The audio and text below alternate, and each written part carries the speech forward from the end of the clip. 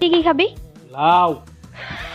শুনিলে নহয় ৰাইজ লাওহে খাব আকৌ লাওৱে খাব ভজা মাছৰ থালিখন দেখিছেনে ইয়াৰ আধা দি দিয়া হৈছে লাওৰ আঞ্জাত আৰু মোৱা মাছ আজি অকণমান ৰখা হৈছিলে গতিকে তাৰ পৰা মাক কৈছো যে অকণমান পাতত দিয়া বনাই দিবা আৰু ভাজি হিচাপে বেঙেনা ভাজিব বলক ৰাইজ মোৰ বাবে এবাতি দালিয়ে লৈ আহো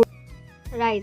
আনিব গৈছিলো দালি ফ্ৰীতে পালো বেঙেনা ভাজি আৰু মিক্স ভাজিখন আচলতে খুৰীমাহঁতক দিবলৈ গৈছিলো লাওৰ আঞ্জা আৰু ভজা মাছ কেইটামান যিহেতু মই জাতিলাওৰ আঞ্জা ভাল নাপাওঁ গতিকে দালি লৈ আনিছো আৰু এয়া আমাৰ পাতত দিয়া মাছো ৰেডি গাইজ ইয়াত দিয়া হৈছিলে হালধি নিমখ মিঠাতেল আৰু পিঁয়াজ নহৰু জলকীয়া আৰু ধনিয়া তাৰপিছত জুইত দি দিয়া হৈছিলে আৰু এইখিনি মা এতিয়া ওলাইছে আৰু এতিয়া পিটিকি লৈছে কম আছে কিন্তু যিহেতু আমি তিনিটা মানুহেই খাম গতিকে অকণমানকৈ জুৰিব আটাইকেইটাকে গতিকে ৰাইজ এয়া আছিলে আজিৰ থালিখন য'ত আছিলে মাছ পাতত দিয়া সৰু মাছ ভাজি বেঙেনা ভাজি মিক্স ভাজি আৰু দালি কেনে পালে জনাব ৰাইজ আজিলৈ বাই বাই